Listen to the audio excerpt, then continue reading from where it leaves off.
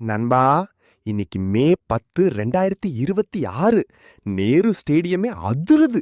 நம்ம தளபதி இப்போ தமிழ்நாட்டோட அதிகாரப்பூர்வ முதலமைச்சர்.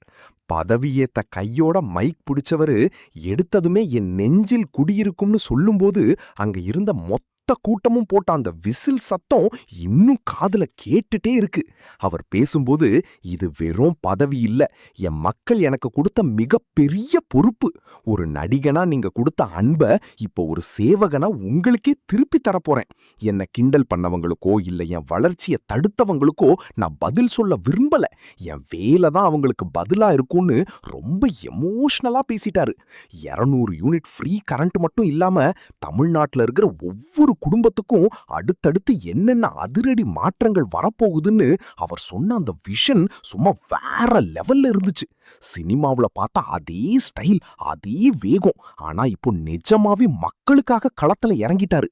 இது தமிழ்நாட்டோட ஒரு புதிய விடியல்.